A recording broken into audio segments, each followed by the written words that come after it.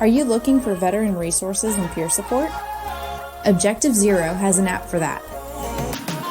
Download the Objective Zero app for free from the App Store or Google Play. Access wellness resources like yoga and a free year subscription to Headspace, the world's most popular meditation app. Check out veterans resources and access our nationwide network of peer support. Speak to fellow women veterans or someone in your field and branch of service. You get to choose who you want to chat with. Learn more at www.objectivezero.org. That's www.objectivezero.org. Please remember, the views and opinions expressed by this show or any other show on DV Radio and its guests are strictly those of said individuals and do not reflect those of the DV Radio staff nor the staff of dysfunctional veterans. Online and on the go on your mobile device. Listeners' discretion is advised. Wait a minute, I said it. You ain't heard nothing. I remember saying something like, I believe in America. It was there that I knew that I belonged. I have come here to chew bubblegum and kick ass. It meant being somebody in the neighborhood that was full of nobodies. And I'm all out of bubblegum. I take your position. All right, ladies, buckle up. All right, here we go. Hold your ears, folks. It's Don't say it, please. Don't say it. It's showtime! It's showtime!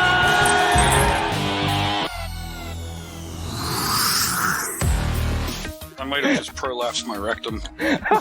This shit is ridiculous. So you bitch when it's too big and you bitch when it's too little. I want a Frosty. Can I have a Frosty too? Damn crayons stuck in my teeth. How many dicks per serving? Alright, somebody needs to shut their vibrator off. These are gonna get soggy fast. It's gonna throw my ass when I go to buy a new one, I can tell you that. I want my participation trophy. Triggered. Alright, that's all I got. I shot my load. Now there's a middle image you'll never get rid of. Well, shit happens.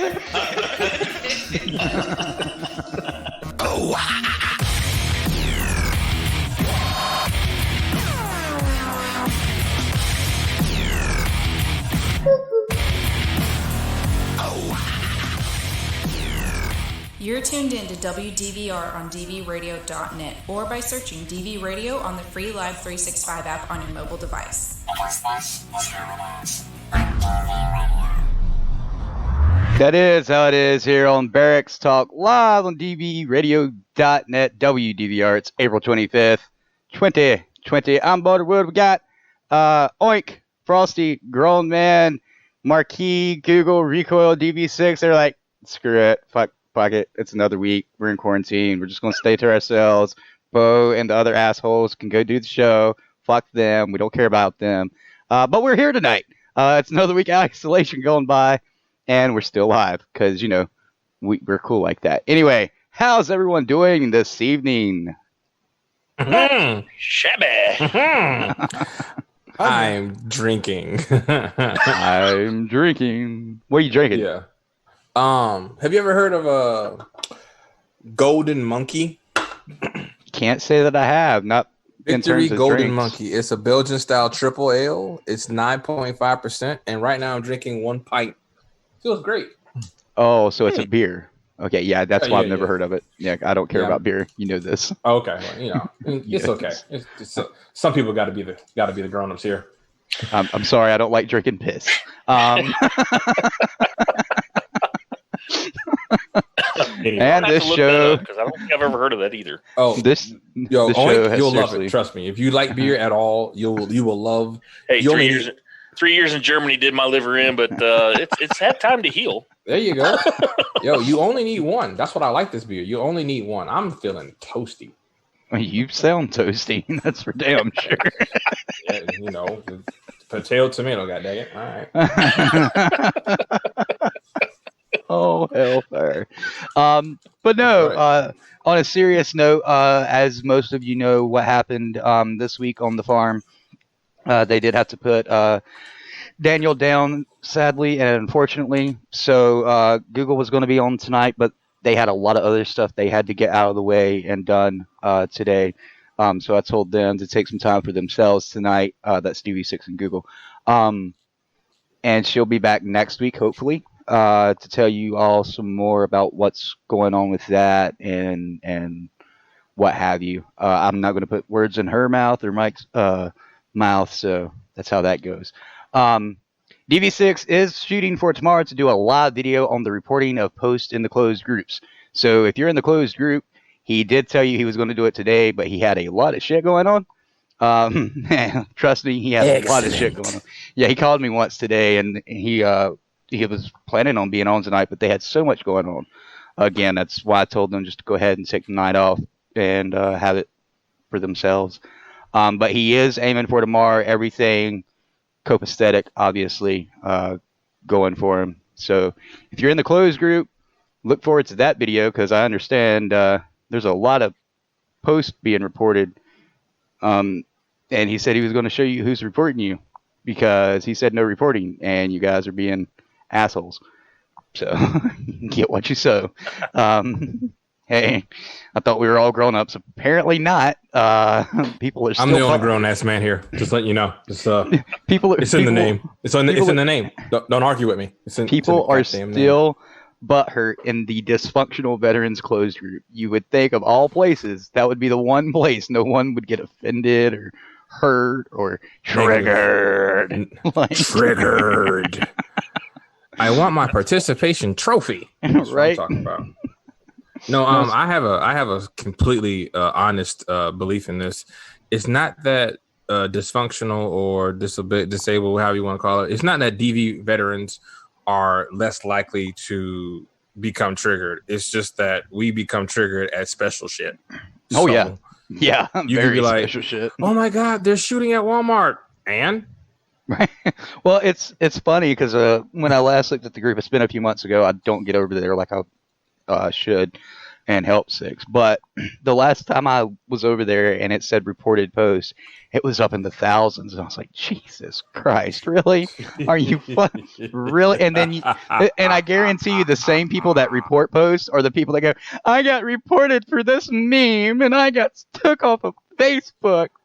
Like, yeah. Well, okay. Because, I mean, if someone reports them, they got to report something. So, you know. Retaliation. But anyway, I figured out where I got that from. Don Rickles. But anyway, because I was watching one of his stand-ups, and I was sitting here, and every time he would end something to go on to the next, he'd be like, but anyway, and I was like, I picked that up from him watching him when I was little. Like, wow. I love Don Rickles. Sad he's gone now. But anyway. See, there you go. Yeah, so that's what's going on with the farm as well as DV6 and the Dysfunctional Veterans Closed Group. Once again, if everything goes as planned, and we know how plans go, that's why Bo doesn't make plans, because they all get shot to hell as soon as he fucking thinks about them. DV6 will be doing a live video tomorrow for you guys in the closed group. And like I said, Google, hopefully, all things considered, will be on next Saturday. Recoil's been working his ass into the ground, even during the quarantine, because he's got an essential job. Talked to him the other day. You know, they closed down 3 Mile Island, right? No, we didn't, but tell us more. So they closed down 3 Mile Island, and it's not far from where Recoil lives. Now I have to Google 3 Mile Island. Continue. It's up in PA. And so every time he and I would talk on his way home from work, we would always lose each other. His cell phone would drop out, and it was always around 3 Mile Island. And I said, it's got to be either their security protocols or a jamming signal, right? Sure enough, as soon as they closed down 3 Mile Island, him and I can talk all the way from the time he leaves work to the time he goes into his driveway. That's like an hour. All them rads. Right. And I'm like, dude, it's 3 Mile Island, man. It's been confirmed. We have confirmed 3 Mile Island fucks with your shit. So, yeah, Recoil's doing great. He obviously needs a break from life, like, tremendously. And if he doesn't take a break yet, or soon, I think myself and DV6 and a few others are going to go up to PA and make him take a break, because the man needs a fucking break. Hey, once the country opens back up officially, and you know COVID-19 is completely dead, tell him come talk to me, because remember, I am a travel agent. We can't hook him up. Oh, that's another thing though. So he's having to deal with DFAS again. Oh shit! Again? Well, I thought they should. Well, never mind. It's DFAS. Never mind. Well, Carry on. Right. I'm not going to give out too much information because I don't know how much he wants anyone to know. But let's All of just it. say the state basically threw it off on the IRS, and you know what happens there. So, yeah, I'm like, okay, all right. So, and he took a hit with that, man. And I mean, you get used to well, not certain... just once, but over and over again too, because didn't that kind of fuck with his credit too at one time? Yeah, right now it's affecting his credit. Yeah, his credit is taking a hit now. I'll tell you more about it offline, grown man. But Okay. But yeah, so and he's not a rich guy by any means. I don't want people to think he's a rich guy. But who in the army is rich? I mean, military at all is rich, besides right? The contractors. Well, my point is, you get used to living on a certain budget, and then all of a sudden they say, "Hey, you're not entitled to that," even though we said you were 2 years ago.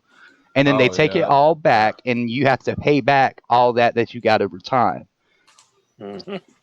We won't even mention how much they've messed up Frosty's pay, my pay. I mean, it happens, I guess. Grown man was there when they took my bonus.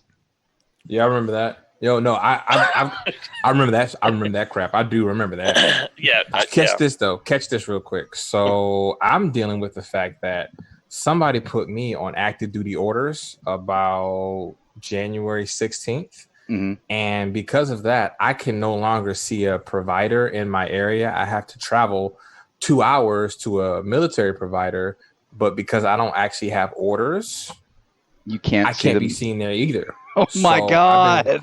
I've been trying to unscrew deers for the last April? Yep. Since January. So my wife and kid, they're fine. They can go to the doctor where they gotta go to, but I can't be seen anywhere. I got no medication. All these personnel punks are working from home. So yeah. And that seems to be like a recurring event through deers. That happened to our soldiers when we were going to Iraq. They weren't covered when we were off of orders at home between Fayetteville and Mississippi and all. And they were having to go to deers while they were supposed to be on fucking vacation, getting ready to deploy, having to mess with shit. Because one of our soldiers actually had to drive down to headquarters down at Charlotte. And he lived up Chapel Hill, I think. Yeah. Like it I don't understand. It's the fucking government. Who understands it? Yeah, that's why, like, man, sometimes I wish and pray that I'm glad that I was active duty, because god damn, you all get kind of screwed more ways than we did. Well, I mean, you know what I mean? Well, not only that, we done the VA home loans roundtable discussion a couple of days ago. Yep. And the stuff that they were saying about the National Guard, I had no clue about. I never would have known any of that. No. And I didn't, 10 years ago. Like what? You'll have to listen to the show. We talked about a lot. Well played, sir. But it was all about VA home loans. I can tell you that. That's all we focused on. That's all I wanted them to talk about was VA home loans. We done that Wednesday, I believe, on the 22nd, around 1700 Eastern point. Yeah, and just the amount of rumors that I think we dispelled on that show alone. Yeah. Was amazing, because I know there was a few that I've heard. I know there was a few that Bo has heard over the time, and we were actually able to put some of those rumors and things to rest. Yeah, and doing what we do on the backside of DV, giving resources to people, I get all kinds of questions, and I know our moderators do too. And I'd heard a lot of those things throughout the past 5 years, and it's idiotic how a rumor mill gets started. And it's always the VA, or it's always the military. It's always something. Granted, it is always them a lot of times, but I can't knock the VA home loan whatsoever. Anyway, moving on. If you are in a position to help donate to the DV Farm, please do so. You can do so through dvfarm.org. Just click on the donate tab, and at the very top, you have a once donation tab and a monthly, I believe, if I'm not mistaken. It takes you to our PayPal page. Click that. Click that once you're in there. If you don't have a PayPal account, look on the bottom after you click on donate, and it'll say pay with the credit or debit card if you don't have an account, because I know a lot of you don't want to use PayPal. That's perfectly fine. If you're not So in I don't have to have a PayPal account? You don't have to have a PayPal account, Frosty. Wait. So I don't have. Wait, are you serious? I don't have to have a PayPal account? As a heart attack, if you're not able to monetarily donate, but you still need to do some shopping online, like on Amazon, go to smile.amazon.com, make DV Farm your charity of choice. A portion of your shopping cart purchase goes to the DV Farm. No extra fees, no hidden costs, and you're only paying for your shopping cart. So you have two ways right there to give. The birthday fundraisers and the fundraisers in general on Facebook are still a huge help, even though we won't get those for a few months. We still have the GoFundMe open for the DV Farm if you're wanting to give that way. I hear a grown man still playing Mortal Kombat while I talk, and it's throwing me off. Are you serious? My bad. I did not even know it wasn't on. I'm so sorry. I keep hearing. My bad. It's on mute now. Sorry about that. Finish him. Actually, I did just win. I am sorry, Bo. I did just win, though. Well, congratulations to your round. So funny, now, is it? Round winning. Oh my God. Not so funny now, is it? Mm-hmm. Everybody says be professional. We are at being dysfunctional. That's right. That's how it works. That's right. So yeah, we've got a few things we're going to cover during the show, especially on the other side of the break. We've got a very special guest that I want you guys to hear what she's doing, what she's got planned coming April 27th, which lasts for 21 days, and then you'll have a new episode each day, and it's all completely free. We have her on Sunday Night Service Dog Show with PTS Dog Joaquin Watai and Scab of the Scab and Scout Chronicles. We'll talk to her more about that, like I said, on the other side of the break. Frosty, how's your week been? Pretty uneventful. Tried to give myself my second haircut. That was interesting. What did it end up looking like? There wasn't enough there to actually make it work. Wait, just barely. Wait, were you trying to do a perm or a beehive or what? What were you trying to do? It was just too soon since my last actual haircut. So the razor didn't get anything. Oh, good God. I'll leave that one alone. I'll leave that one alone. Such uneventful. Just to remind everybody that's listening, Frosty is a Marine, was a Marine. So that explains a lot. What's a Marine? Always a Marine. That's why I said what I did, damn it. Fucking hell. Oink, how was your week? Pretty much wear high and tight. High and tight. Not too bad. We did the what was last week? We did the roundtable discussion. But this week itself, it's been kind of slow. Just relaxing, staying indoors, doing the normal thing. Grilled out a couple times because the weather's actually been nice up here in Alaska, the mid 50s. So that's right, eh? Yeah, I can't complain. Nice. Girl, man, how's your week down in Florida? Oh gosh, so been doing the True Information Show with Marquis. Been trying to stay away from all the crazies once they open Florida's beaches back up in a grand scheme of things. Trying to stay healthy. My kid prays when he eats now. He's putting his little hands together and he prays when he's about to eat. It's kind of cute. And yeah, I don't know, working on my tan because I'm black. So yeah. If you're a Patreon member, you'll get to hear a special clip from Grown Man, but only if you're a Patreon member. And I'm not lying, because the next intro that you hear from Barrett's Talk for 2021, you'll be like, when the fuck did he say that? You should have been a Patreon member. That's all I'm going to say. Yeah. Oh, fuck. Jesus Christ. It's okay. Don't even worry about it. It's good. It's good. It's good. It's good. It's good. It's good. It's good. Good. It's good. Shotgun. There you go. What the? There it is. There it is. There it is. Are we supposed to be talking about the DV radio chat room? Because I'm finally looking at it. Like I don't usually see it, and so I just decided to skulk in and become anonymous. Yeah, I see that. I see you're one of the anonymous. I am. You It's can fun. if you'd like to. That's why the chat room's there, so we can interact with our listeners, all 2 of them. Wait, that's what we do? Okay. Things I never knew. Shout out to all the people who are on the DV Radio chat right now. Because, yeah, you're here. And Bo loves you. And you're putting up with our monstrosity of a show. Pretty much.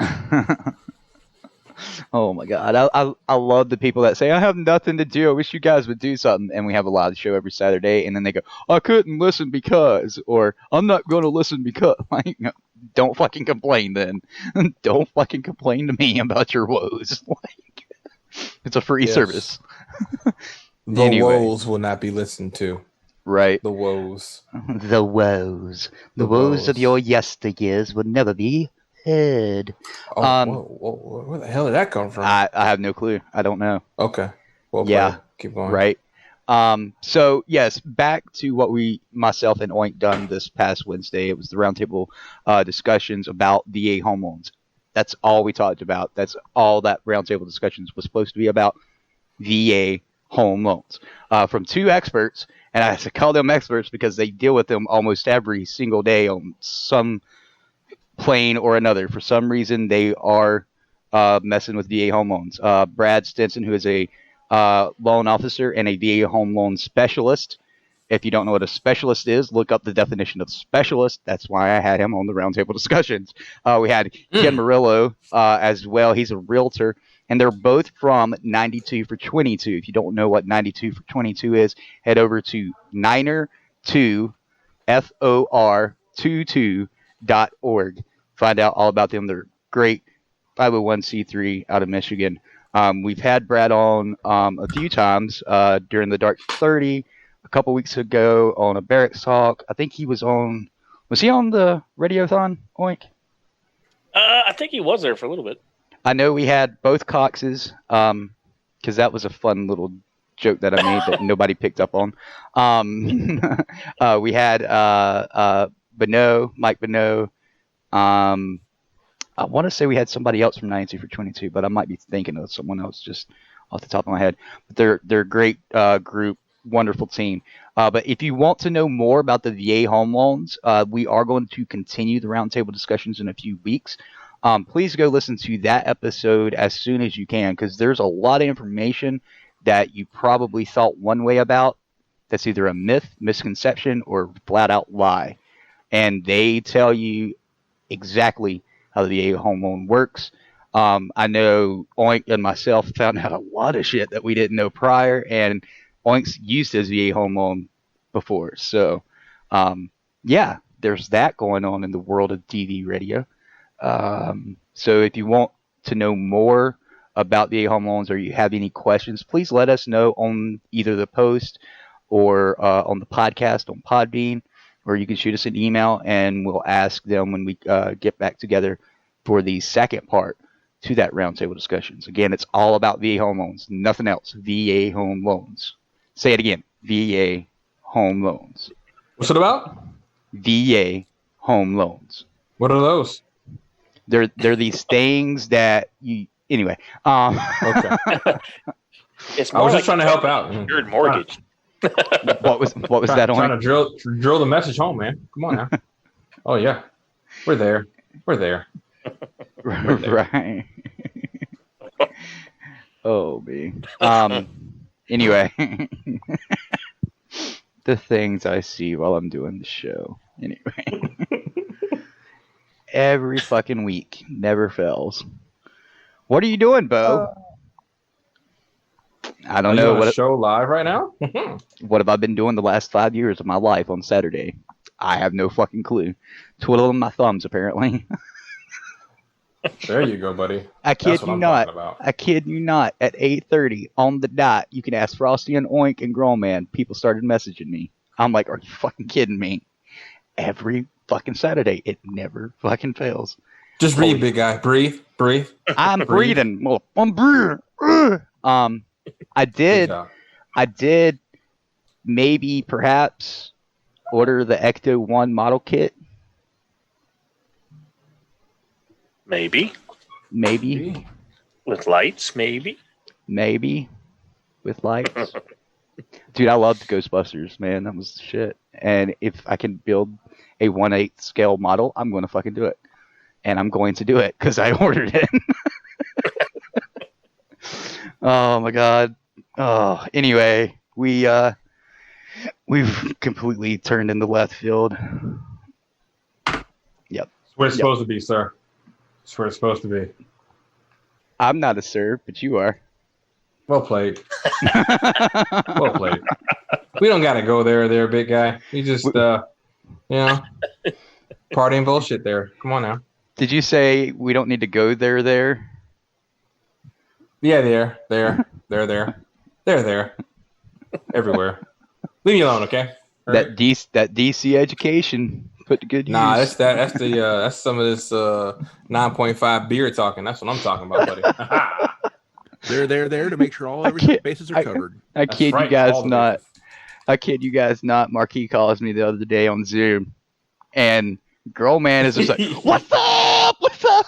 I'm like, dude, what have you been snorting? Holy hell! Like he was bouncing off the walls. It's like you gave a 5-year-old a king size Crunch bar and he ate it in one bite. Like the sugar rush that this guy had. I was like, holy, calm down. No, that was beer. That was beer. That was beer. Yeah, let's blame it on the beer. Of course, dude. Come on. And I think you guys had recorded like 2 or 3 episodes that day too, right? Yep. Holy cow. That's right. So I get in there and first thing, boo, what's happening, man? Turn your camera on, let's talk. I was like, okay. Yeah. He was the squirrel from Over the Hedge when he drinks an energy drink. Yeah. That was girl, man. Yeah. When you can end up seeing sound, yeah, it's rough. Yeah. And after that, I think you did. I really think you were seeing sound. Yeah, you can see sound at that point. It's like, all right, well, I'm just gonna let that happen. Well, I'll tell you what. We'll go to break. On the other side of the break, we have our special guest, Teresa Crossman, on, and we're going to talk to her about what's releasing this Monday from her and about the Service Dog show tomorrow night. You're tuned into Barracks Talk Live. We're on podcasts on Podbean, iTunes, Stitcher, Google Play, and a lot of other places I don't fucking know about. But thank you for letting us there. I do appreciate it. WDVRDVRadio.net. We'll be back right after this. DV Radio. What's DV Radio? DV Radio is for you, the veteran, active duty service member, caregiver, and civilian supporter of the military. DVRadio.net is the online veteran network made for and by veterans. From original shows to syndication, you can find it here on DVRadio.net. In an effort to continue our mission and make better quality shows for each and every one of you, visit our Patreon at patreon.com/DV Radio. Whether you can only pledge $1 per month or that entire $1 million inheritance your uncle left you, there's a tier with rewards waiting for you. So why not keep DV Radio running and get rewarded at the same time? Head to patreon.com/DV Radio now. That's patreon.com/DV Radio. DV Radio. Let's get it on. We got some food red made for you. The music.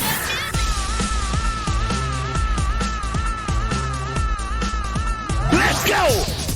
You're listening to WDVR on DVRadio.net. By veterans, for veterans. Simply made for you. That's right, it is simply made for you here at WDVRDVRadio.net. This is Barracks Talk. It's live, or again, you're listening to us on podcast. Before we go into our guest, Tuesday at 1907 p.m. Eastern is an all-new episode of Toten's Media Litter Sandwich, and it's here. Going to debut Tuesday, 1907 p.m. Eastern. Anyway, Detroit-based comedian Brandon Ponke. I seen the parentheses, Toten. I seen that. And on the Media Litter Sandwich, talking about what it is like being a stand-up comedian while on probation, performing most nights at bars with other stand-ups and not being able to smoke, drink, or do what other performers do. This episode was filmed before the quarantine and across the hall from a hotel bar. Toten is drinking an expensive martini for this one.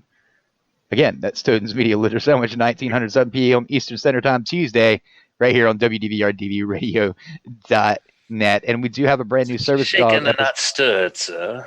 Right. We do have a brand new Service Dog show airing tomorrow night at 2008 p.m. But before we talk about that, we have a guest on, Teresa Crossman. Are you there?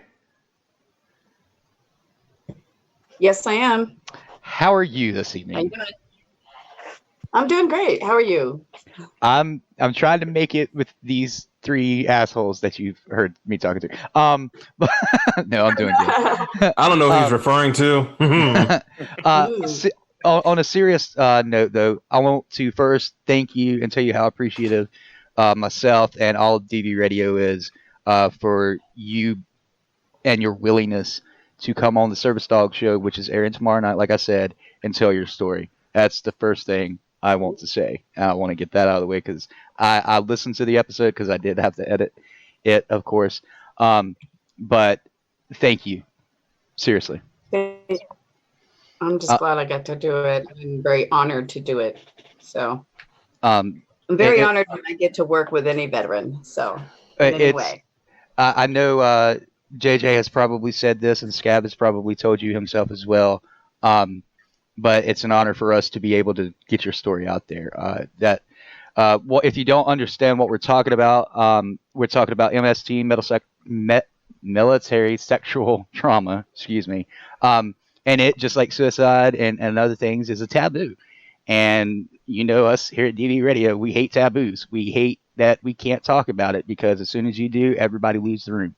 And we're going to hopefully put a stop to that starting with Teresa, as well as the DV against DV series that we're going to hopefully start very soon, Dysfunctional Veterans Against Domestic Violence. And it's going to touch everything from MST to sexual assault, you name it, we're going to hit on it. It's not going to be a fun series, I can tell you that. I'm sure we'll joke here and there, but it's going to be serious and to the point, and it's going to be stuff that you're probably not going to want to hear, but needs to be heard. Teresa, we have you on here for a reason tonight, but before we go into that, do you mind telling us about your past military history and what it is that brought you to do empowerment beyond trauma? Sure.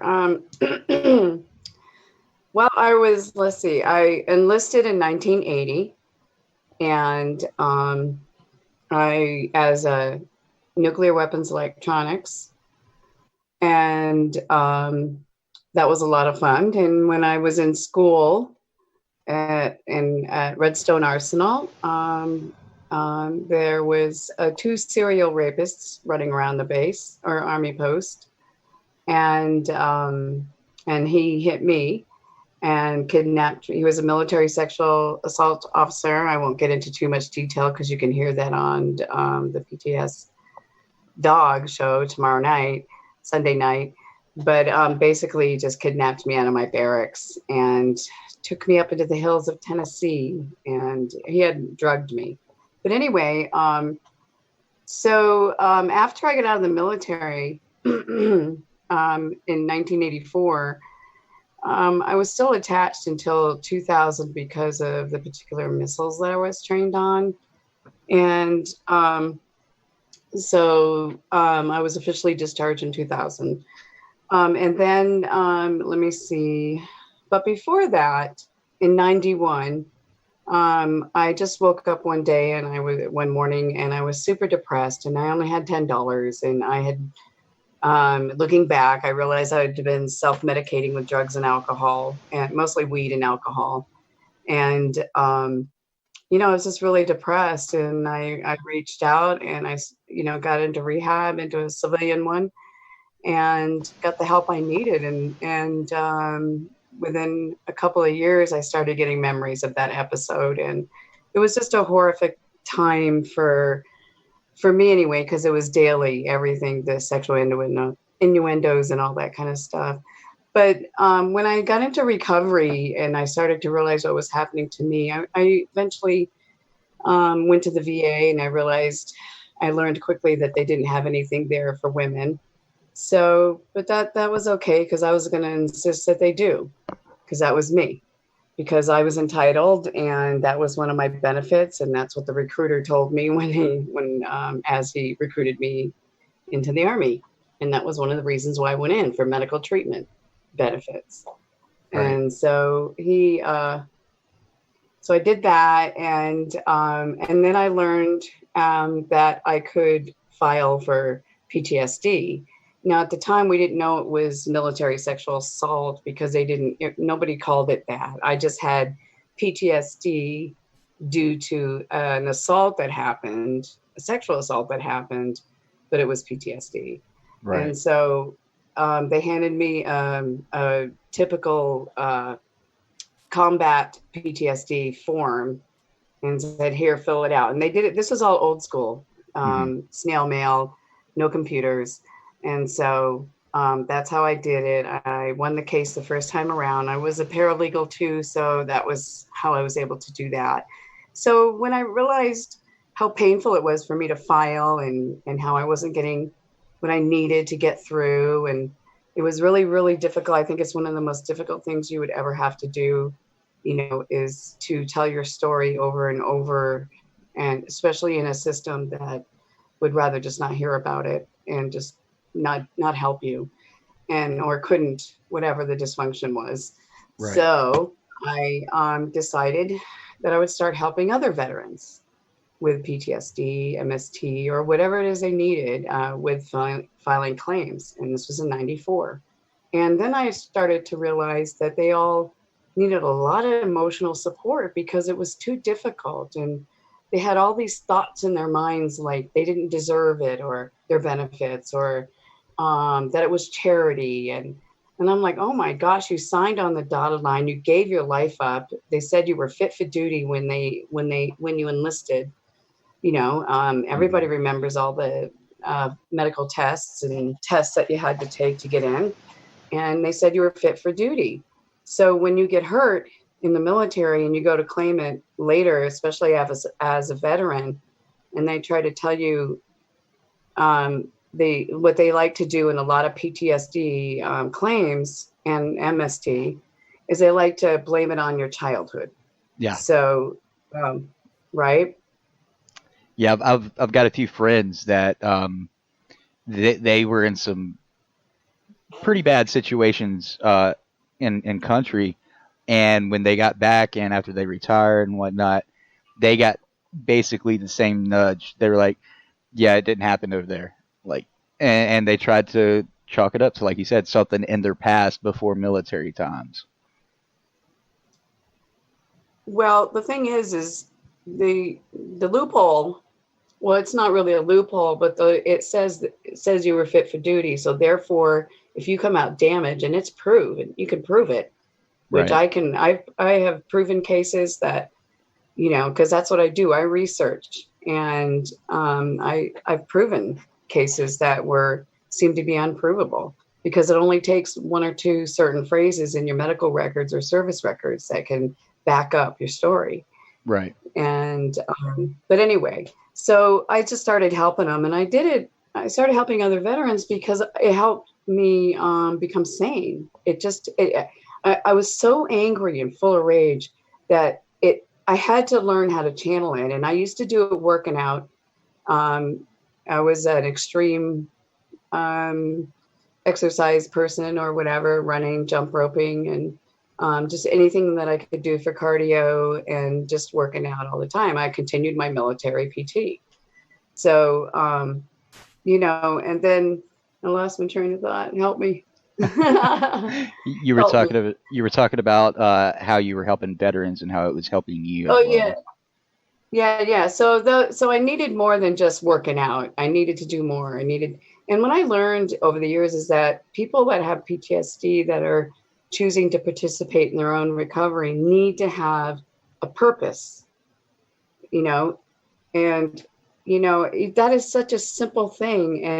And of all the years of therapy that I had with the VA and mostly civilian, they forgot to mention that to me.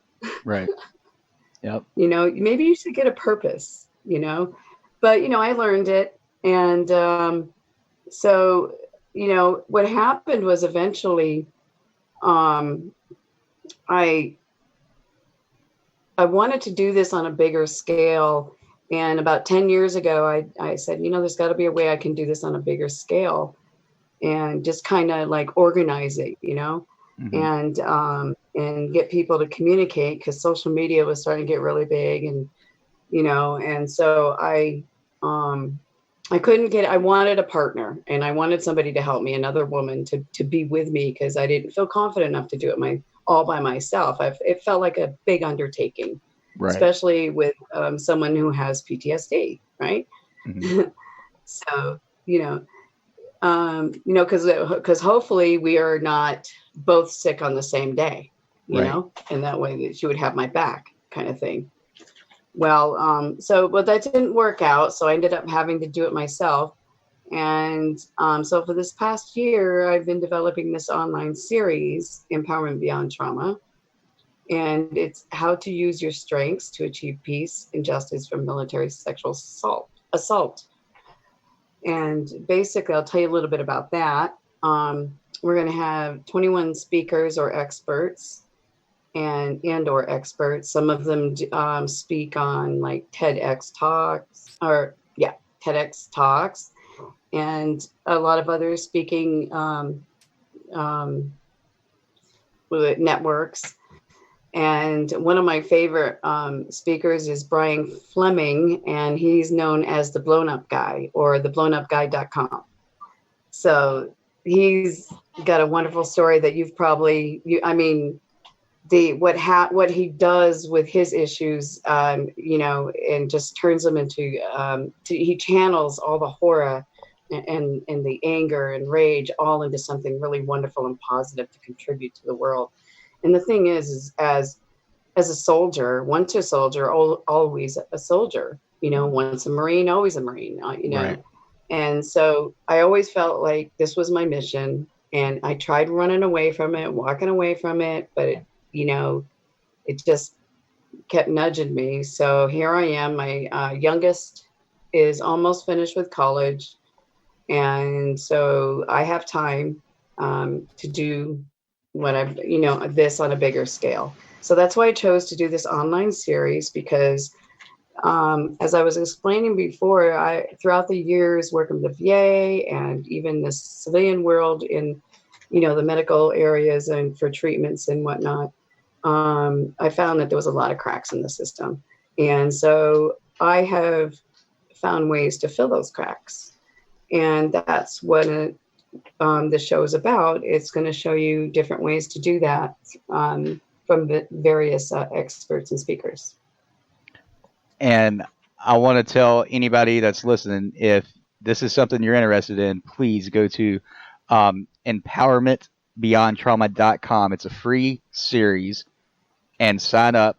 I'm assuming when they sign up, they'll be notified when each episode is available, Teresa? Yes, they'll receive an email every day with the link to the interview. Sorry, my mom was laying down. It happens every Saturday.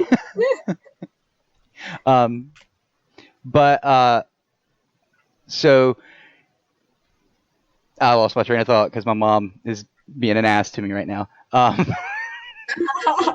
No, you want to, it's, what's going to happen is once they've signed up, I'm going to send them a link starting Monday to the each series, and you'll be able to watch it at your leisure. Now this is a video series, correct? Yes. Okay. They're all pre-recorded. Okay, and it is an episode per day for 21 days. I want to make that clear for everybody. It's not like all at once in your face kind of thing, right? No. Okay. Now, the reason, like she said, she didn't go into a lot of details because tomorrow night, Sunday, April 26th, is the episode of the Service Dog Show, and she's on this episode. They talk about a lot of stuff in depth, and I'm telling you now, because tomorrow you're probably going to miss the very beginning of the show and miss our disclaimer. But if there are anything that if there is anything that you think that might bring up anything from the past, I hate using the word, but triggers or what have you, don't listen to the episode. Okay, I don't want to bring up anything from the past for anyone. It is one of those episodes that you got to listen to with caution if you're going to listen to it. The day that I'm just gonna tell it, and JJ can kill me later. The day that JJ and Scab recorded with you, he hit me up and he said, "Can you Zoom?" And I was like, "Sure." And he told me about your episode, and he had to call me and talk to me so he could calm down from it. It bothered him that much, and not in a bad way, not you personally, but the story. Yeah.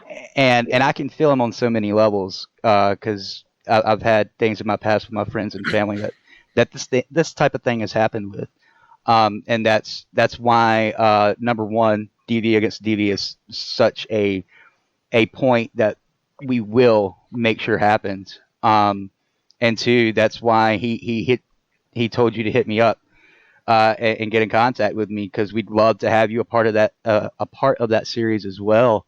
Oink, Frosty, Grown Man, what do you have to ask Teresa?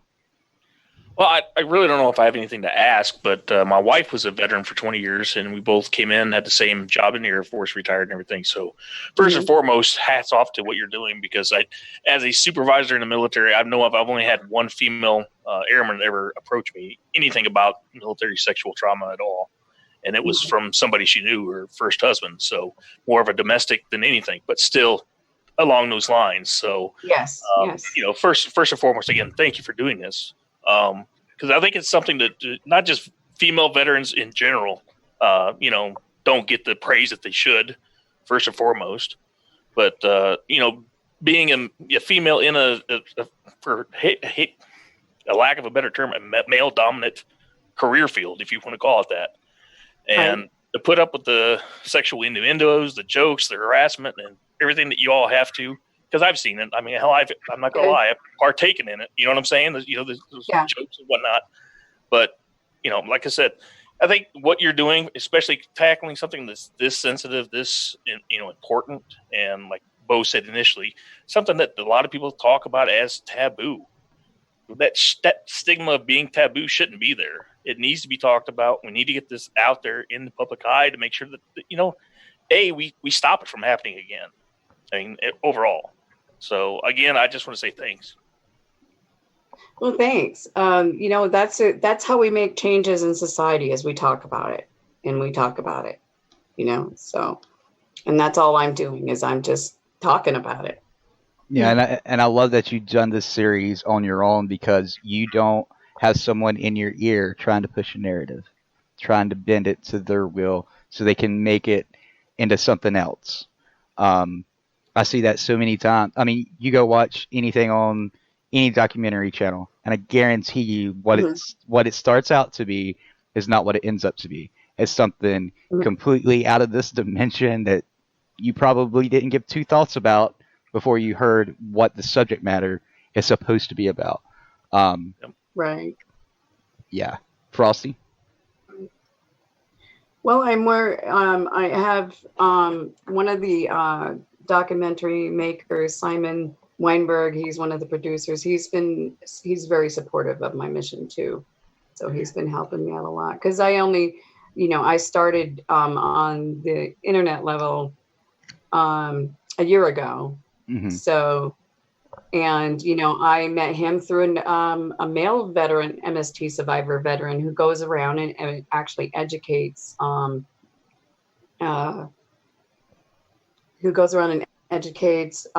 the different branches, investigative teams, CID.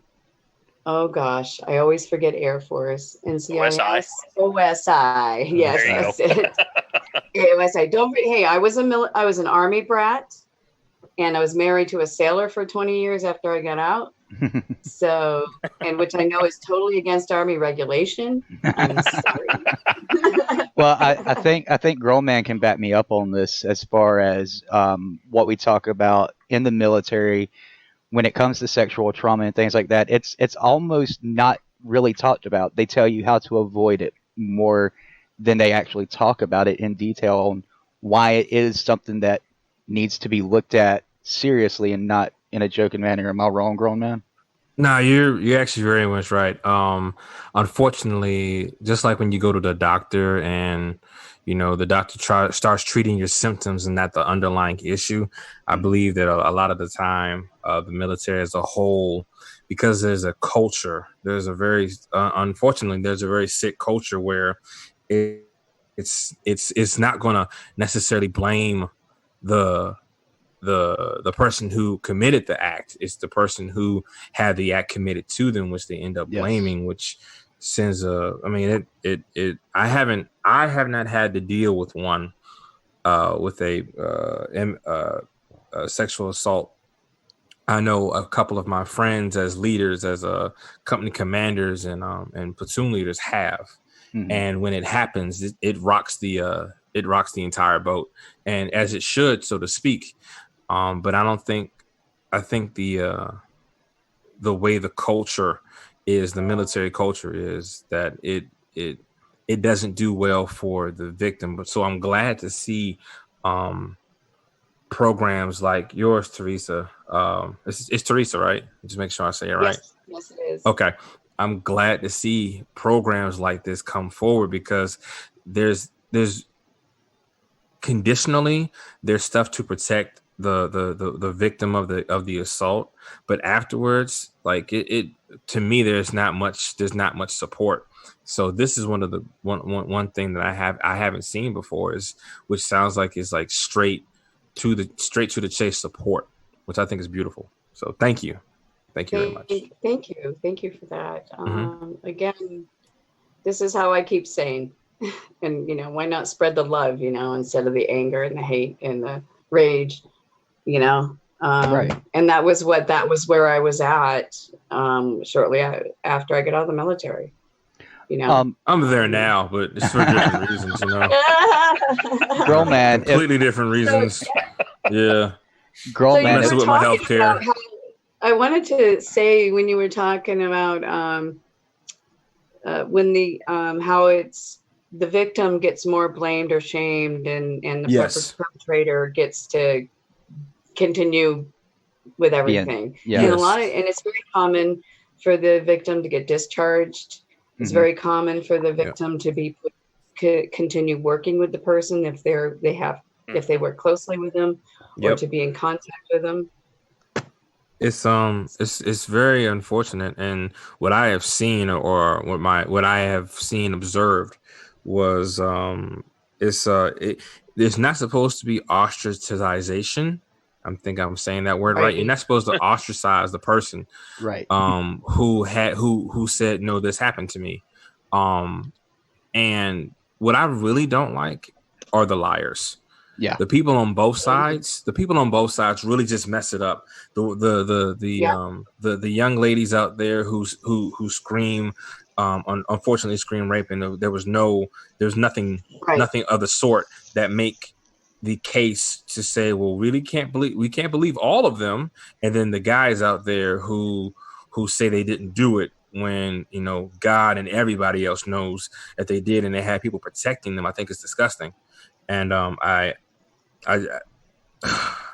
and really I'm quick, a loss for words, but it's just hard to just like even stomach. So it's really like really I said quick, earlier, if you don't mind, girl, man. Really quick, if you don't mind, I want to make it clear to everybody. We know it's not just one-sided.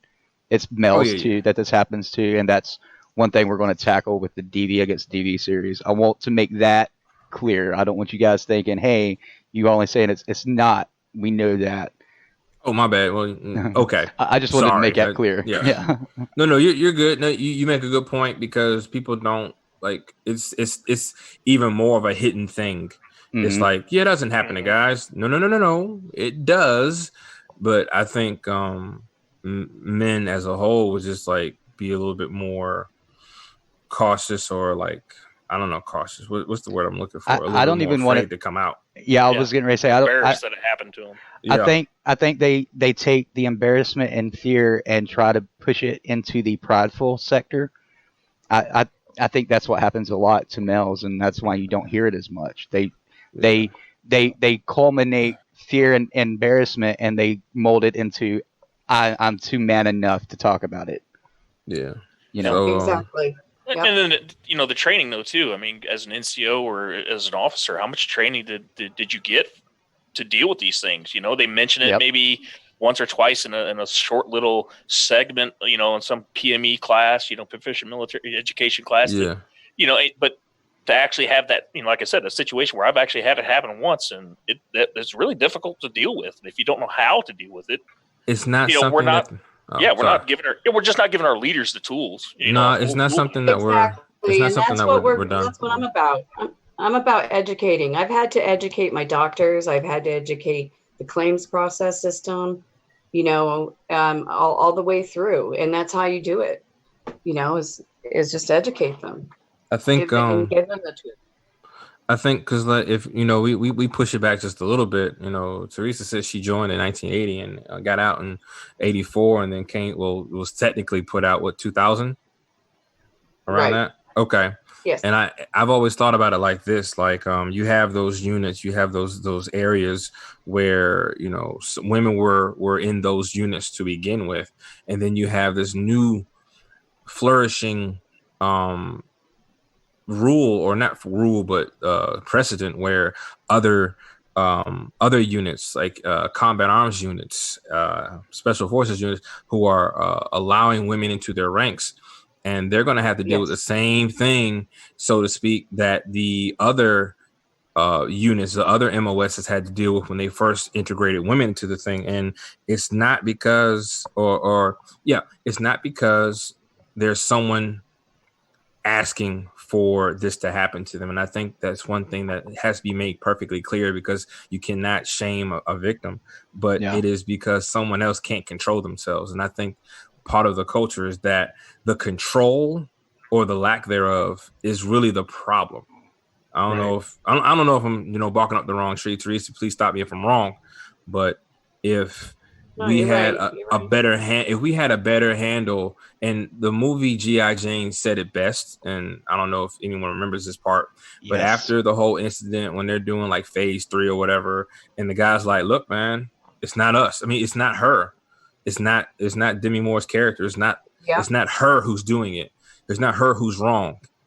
It's us. We're the damn dinosaurs. We have to change. Right. And I think there's a lot of people who just don't take that hard look at themselves to say what I'm even allowing near other people is wrong. Yeah. It was that actually my training, I was trained by Airborne Rangers. So my training was intense like that in that movie. And we were actually, my group of women were actually being watched by Congress to see if we could keep up with the men. So, which was kind of ironic that you brought that movie up. Oh, you're welcome. I had no idea, but I have little gems like that. It's cool. Yeah, thank you. Yeah. We keep them around for some things. And I was I was the 7th woman in the United States to become a nuclear weapons electronics specialist. So, wow, congratulations. I mean, so I was really into it, but I couldn't help myself because my dad was in the Air Force on a plane. He was electronics, and he did all the survival training. Plus, he's a Green Mountain boy from Vermont, and hunters and all that. And he taught all this stuff to my brothers and I. I'm the oldest, and so by the time I got in the Army, I just thought I was going to have some more fun, and I did. But well, my hat is off to you. That just sounds freaking awesome. Because by the time you said nuclear weapons, I said, not my bad. Can't do it. I would have blown myself up at least 4 times on the 3rd day. It's like, like, okay, Harris, just get away. Just come back. We're gonna recycle you. You can be KP. You can be KP. Go ahead. You would have been Homer Simpson in the nuclear factory. That's what you would have been. I loved KP. KP would have been like, hey, can I go play with the guys with the bombs again? No. We revoke your license to take away his hammer. Take away his hammer. Right. It would have been horrible. Crossing both blue wires. I mean, I thought it was okay. No, but that sounds like freaking awesome to have even been around that. I can't even imagine the information and the stuff that you know and have seen. Write a book. Yeah. Do it if you haven't already. Write a book. Just Yeah, don't use the real I'm names. not much of a writer, so I'd have to have somebody assist. But I'm working on it. Yeah, write a book and Not those put things. me in it. Grown man. Grown man. Okay. Text me. OWN. Send me a message. Middle name is ass. Grown ass man. That's how we do things. Grown ass man. Okay, right. got it. For those, yeah, I loved the Army. My favorite thing actually was doing what do? You crawl into bunkers and you land a grenade in there and you take off. Oh, Yeah. That was one of my favorite parts. I was in the sorry. last rotation at Fort Jackson to do the woodland grenade course.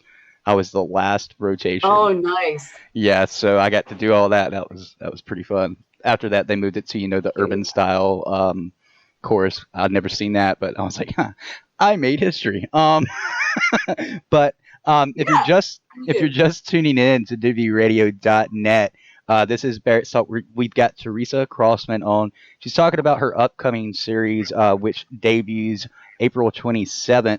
And it's a 21-day series. A new episode is available each day. It's completely free. To be notified of that and to follow the series, go to empowermentbeyondtrauma.com. So if you don't mind, girl, man, I want to go back to you a minute about what we were just talking about as far as tools and the education and things of that nature in the military. We know there's a lack of tools and we know there's a lack of education. What do you think, from your perspective as a leader, that could be added to help with that? Because I know when we were deploying, the only thing we got about sexual trauma and things of that nature, I think it was like 30-minute PowerPoint, and it was nothing else. I mean, it was literally like it was like a 30-minute, 45-minute PowerPoint. It was in a double-wide trailer that they used for a classroom. We sat down, and that was it. There was nothing else talked about it. And then I think the next day it was the STD PowerPoint, which was just a joke in of itself. Yeah, 5 minutes. Yes. And it makes it so strange because you have to think about what you're doing to people. The normal, and I'll talk about that in a minute, in like 2 seconds, I promise. The normal recruit is anywhere from 17 to 21. They are in like the prime of their life physically. They are in the worst shape of their life mentally. You're going to take them and you're going to put them in stressful situations. And what do people do during stressful situations? They want to relax. They want to drink. They want to party. Party leads to all types of things. And I'm sorry, in the military, you do 2 things. You do a lot of push-ups and you do a lot of partying. Let's be real. Yeah. So you put all of that in a small can of a unit. And you don't expect people to grow feelings, be attracted, have sexual attraction to each other. And I'm not abiding or allowing any misconduct. But what I'm saying is this: the military, I believe, does a poor job because they have not taken a good look at it and said it's not the victim's fault. Mm-hmm. The type of training that we get is based on, we think the victim did something she or he was not supposed to do, and they deserve this. Not the training that needs to be done, where we need to change how people think about space. We need to change how people think about, what's the word? What is the damn thing called? I'm sorry, I can't remember. Sexual assault? No, not sexual assault. Allowance, like permission. Consent. Consent, thank you. Consent. I don't know why I couldn't think of that word. The best thing I can think of, and the best thing that I have seen out today, which is like the most rudimentary video I've ever seen, and it's perfect, is the T video. I just saw that too. That's hilarious. The T video is funny, but it brings home a point, and I will give you a synopsis. The person, the little narrator, is drawing a picture, and you see this person that says, "Hi, blah blah blah blah blah. I'm Billy or whoever." And I'm going to tell you about what consent is. This is some tea. Everyone likes tea. Tea is awesome. I love tea. You love tea. We all love tea. Now, if you and your friend, who happens to be such and such, are there and you offer your friend tea, sometimes your friend likes to take tea. And your friend says, yeah, I'll take some tea. Well, you make your friend some tea. Well, this one time, your friend says, I'm good. I don't want any tea. Okay, don't give them the tea. Well, you usually take tea. Sure do, but don't want any today. Don't try to make them drink tea. Don't force them to take tea. And what if someone says, yeah, I'll take some tea. Then all of a sudden, after you brewed the water, after you've gotten the sugar, you've gotten the cream and all the other stuff they like, they say, you know what? I'm good. I don't want any tea. I'm fine. Again, don't make them drink tea. Well, what if they fall asleep? They don't want tea. They're asleep. Shut up. Go away. They don't want any damn tea. And it was a perfect pictorial of what consent is. The person can't say no, then don't try it. The person used to say yes all the time and now says no today. Don't try it. The person doesn't want it from you. Don't try it. The person said yes. Okay, now you have consent. It's perfect that way. But like I was saying before, the training that we receive, not only as soldiers but as leaders, is not geared towards fixing the problem, fixing the actual underlying issue. The people who are the victims are not the issue. Whatever they were doing, whatever they were wearing, whatever they were saying does not give anyone else the permission, consent, or right to touch someone when they don't want to be touched.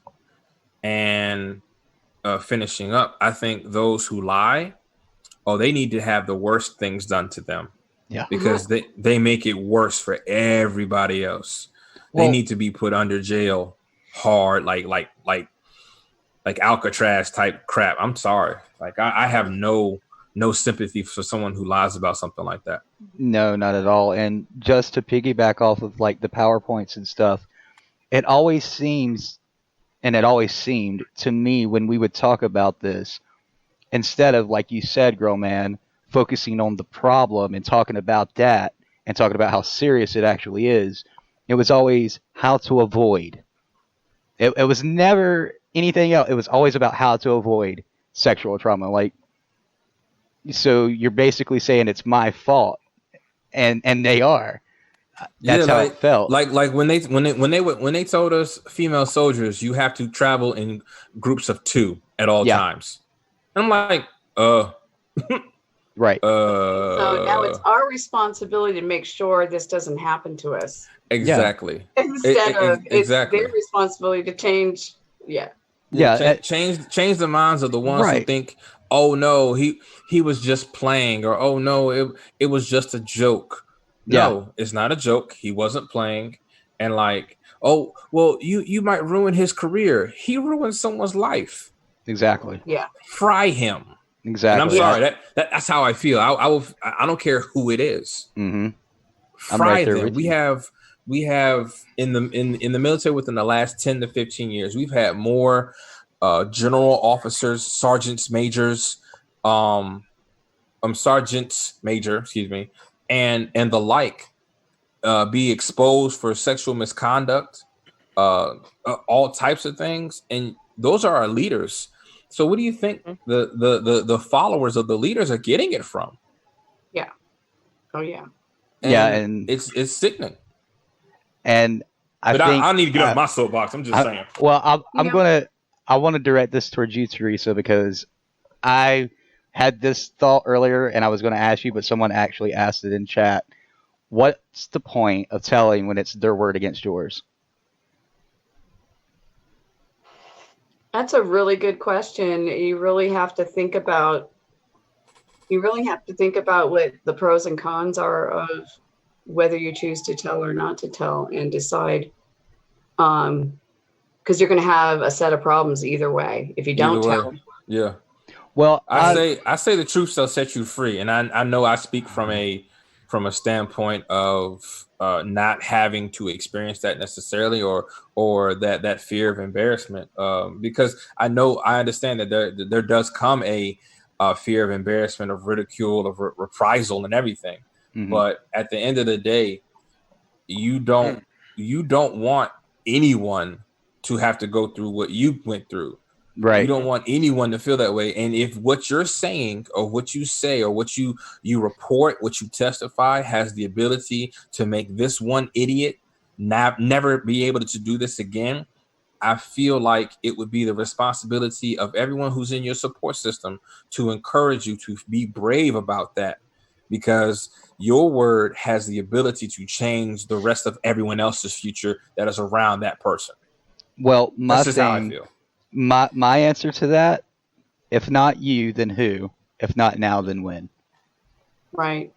Because then again, we're still dealing with this with a with a lot of chain of commands where if you tell and they're not, if you do tell and you can, and it's supposed to be kept confidential, but they always tell somebody. I'm not going to say always, but most of the time they'll tell somebody, and it gets back to the point where the victim becomes re-victimized through their chain. And I 100% agree with that. And I think that was what me and Grown Men were trying to say. Instead of pointing at the victim, we need to actually address the problem. And again, that, I hate to say it, go back to the same exact thing. If not you, then who? If not now, then when? But I do have to agree with what Roman said earlier too. Is if these false accusations are made and can be proven to be false, that person needs to be held accountable for their actions. Absolutely. Because I know I've had a really great chief, E9 in the Air Force, who was one of those guys that would come up to you and tell you, "Hey, if I have a booger on my face, a booger, hanging out from my nose, tell me I have a booger hanging from my nose." Right. That was the kind of guy that he was. Later on, he moved from this, base to another base and took over. And later out, it came out in the Air Force Times that he was being accused of sexual assault or whatever from younger female airmen. And of course, they removed him from command. And I was like, man, I just can't ever see that guy doing that. But at the same time, you can't, deny. You got to be open-minded. So, it's just one of those things. You just don't put those together. But I think, like you said, when it comes against his word against her word, or her word against his word, or his word against his word, for that matter. Yeah. What part of it, where do you draw the line? Like I said, I think I totally agree with Grown Ass Man saying, if they make these false accusations, they need to be held accountable. Well, I think it's another point that I would like to make really quick. We all remember the William Cosby, Bill Cosby issue. Yep. And I bring this to light because what Oink just said really crossed my mind. He said that guy, the senior airman, was a really great guy. He's really friendly, really stand up, airman. We know airmen and soldiers and Marines and sailors and the like, who are just stand up people who just really seem really nice, just like, other people are. But here's the thing. The duality of it is this. On your bad days, you can be horrible. On your good days, you are a saint. But your bad days and your good days don't ever happen in the same place at the same time. Yep. So this soldier, this airman, this senior leader could be a great and awesome addition to the military, but they have a dark side that people need to understand that is encompassed within the same person. The same person that is capable of being nice and responsive and responsible has also the ability that when the lights aren't shown and the lock is on the door, they're beating people. They're assaulting people. And you cannot say that, and that's one thing I think we need to make sure that we start to erase out of this culture. We cannot say, I know them. They would never do anything like that. Yeah. You can't say that. Nope. Because everyone has a dark side. Exactly. Right. Well, everyone has a dark side and everyone has something else in them. And it's like, you don't know. You weren't there. You need to investigate like you would investigate for everybody else. Well, exactly. taking Cosby, Kavanaugh, Trump, all that, and lumping it in one, the accusational part. I'm very vocal about shit. I really am. Grown Man, Oink, Frosty, they can all tell you I'm very vocal about my thoughts. And when accusations come out, people ask me, do you think they done it? And I always tell them it's a possibility. I'm not going to believe everything that I see up front, because you can't. You can't believe everything on face value. No, you can't. You have to look at it both sides, right? And it's like they get mad at me for not believing someone who came forward right away. And I'm like, you can't do that. You have to do some sort of investigation on both sides, because I've got friends that have been accused and then it was found out nothing was done, but it was because of so and so got this leadership job or whatever, and they wanted retaliation. That's what most of it's been, you know. And people get so upset with me when I'm not sitting here bashing somebody because of an accusation. Like, that's, first off, that's not me. I'm not going to bash you. I don't judge anybody. I'm not going to bash you over what somebody says you done. Secondly, how do I make a consensus based off of one thing? It's impossible.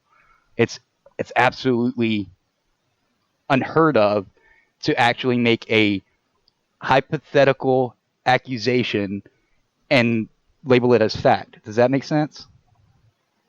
Absolutely. Absolutely. And as it should be. And I think that's another part of our culture that we've latched onto. If someone said it happened, it happened. We don't need to go to court. We don't need to investigate. Let's go ahead and push it to the fullest extent of the law. And that's another thing, like Grown Man was saying. You need to actually look at both sides. And if one's lying and the other one's telling the truth, okay, good. And then if it's flip-flopped, okay, good. Now we know who to actually go after as far as the law is concerned, which the law is fucked up anyway.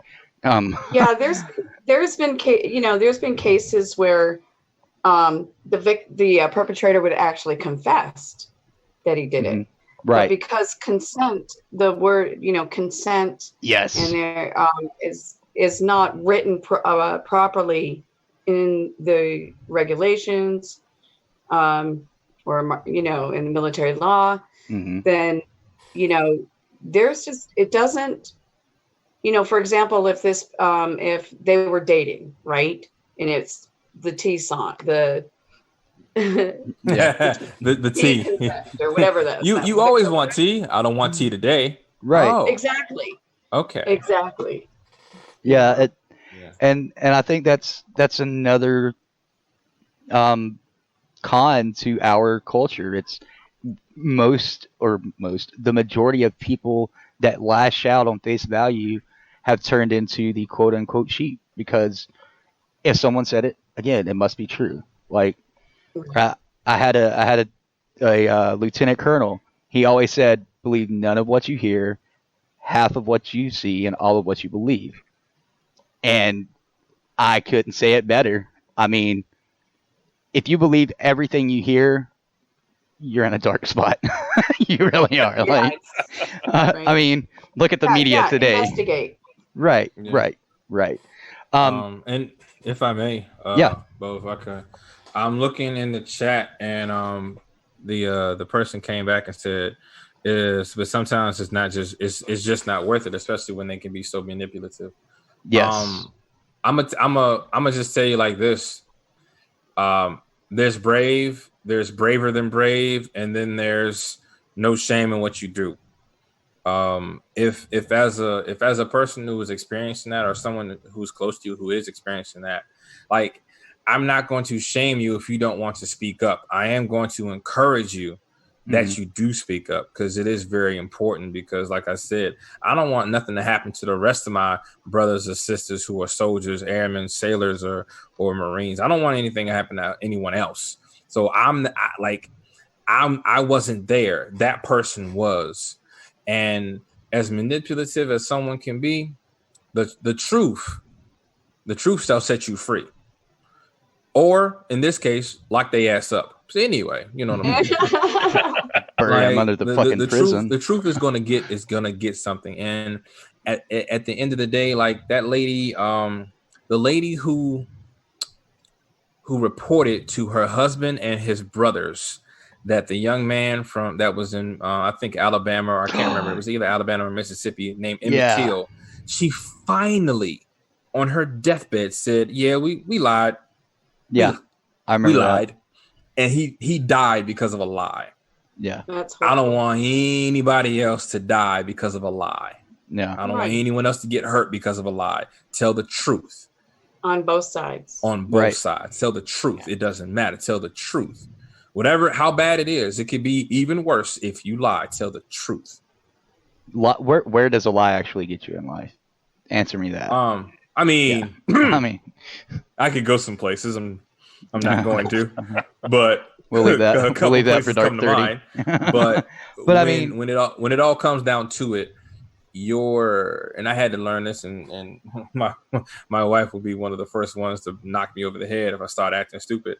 But your integrity is really all that you carry with you. Yep. Because as we have seen, your entire legacy can be ripped and stripped away from you once people. I mean, look at Harvey Weinstein. Yep. Look at Bill Cosby. He's in jail right now. And no matter how powerful you are, the piper will be paid. The piper will be paid. And whether it happens today, happens tomorrow, happen next week, somebody's going to even up on you, whoever it is. So I say, folks, tell the truth. If you've been a victim of any type of assault, don't be afraid to say that it happened. Whether it happened once, twice, a million times, or even half of once. Nah, someone touched me and they weren't supposed to. Tell them. Tell on them. I don't care. It's not snitching if you weren't supposed to be doing it in the first place. Yep. Yeah, if you do choose to move forward to report or not, they do. There's a lot of support groups out there that are not attached to the military or the VA that can help you walk you through this. So and there's so many other veterans out there that want to help. And help you one day at a time, just get through whatever it is you're getting through. So keep that in mind. Every time I hear somebody say one day at a time, I think about the theme song to One Day at a Time. Every time, never fails. Yeah. One day. Anyway, but as we were talking about, what they do as far as quote unquote education when it comes to sexual assaults and all, DB Gurr said it too in the chat room. It's basically how to prevent it, not how to deal with it if it happens to you. And that's sad. And I think we've grown into a culture, not just with sexual assault, but suicide, depression, PTSD, all of that. This is how you can prevent it. And Betsy Ross with the Fight series, she gets backlash all the time because she's actually telling the truth about how our lives are after the fact, with PTSD, suicide, depression, and all of that. And it's like I told her, if you aren't going to be the one that talks about it, then who and when? I mean, today is the better day to talk about it than 10 years from now, because it might be too late 10 years from now, right? Right. And I understand the whole fearful thing. I really do. I've had things that I didn't want to talk about to people because I was afraid of whatever consequences I might have. And then I look back on it and I'm like, if I had said something, maybe this wouldn't have happened to so-and-so. And it's like Grown Man said, I'm not going to bash you or be ashamed of you or look down upon you because you don't want to talk about it. But we do encourage you to bring it up and to talk about it, because it can not only help you, but it can help so many others at the end of the day. And that's why Betsy's writing the Fight series. I'm doing a TV series about all of these things. We're doing the DV against DV. We had you on the Service Dog show talking about your story. And I hate the fact that if I say suicide in a public forum, oh no, let's not talk about that. That we shouldn't talk about. No, motherfucker, I'm going to talk about it. The more you tell me not to talk about something, I'm going to fucking talk about it. Like, you can't make me not talk about it, right? It really pisses me off to see on one side, okay, let's help these people, and then when you got somebody that wants to help people, no, that we can't do that. Okay, so which is it? Do you want to help people, or do you want to be a dick and not help people? You can't have both ways. It's impossible. I mean, I might be wrong, but my favorite saying is, "Oh well, there's just a time and a place," and it's like, excuse me, what time is better than now? And what place is better than here? If I'm trying to get my message out, then why stop me? Well, I just don't think it's Right. It's Well, not Girl Man. appropriate. Girl Man, And- it's like the racism show you and Marquis done on True Information. I had a friend tell me we shouldn't do that. Why? Why the fuck can I not do a show on racism? Why can I not have two men of color talk about racism? Why? Tell me fucking why. Give me a reasonable reason as to why not. Thing.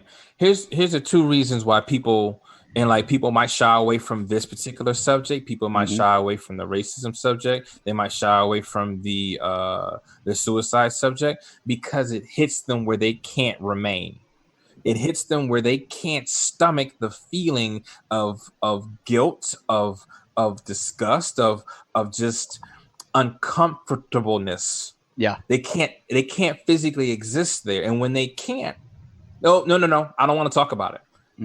Let's talk about something else. Let's talk about puppy sunshines and rainbows.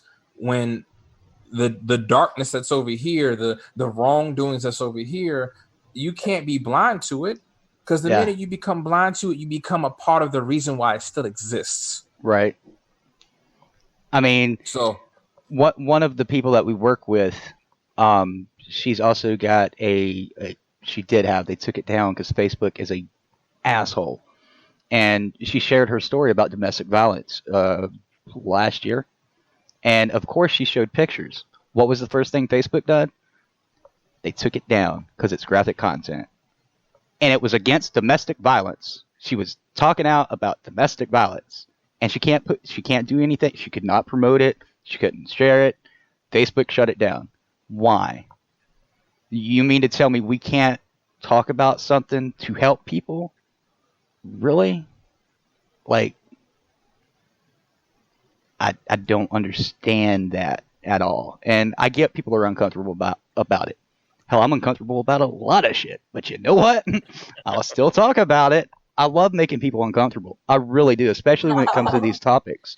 Because I have so many people, because I joke a lot, right? And people think that I'm quote unquote leaning one way because I tell jokes and I tell dark ass humor.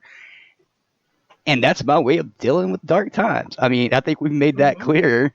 That's how most of us deal with it. We make it into a joke, but at the end of the day, I have a serious side to it. And you joke? I thought you were serious the entire time.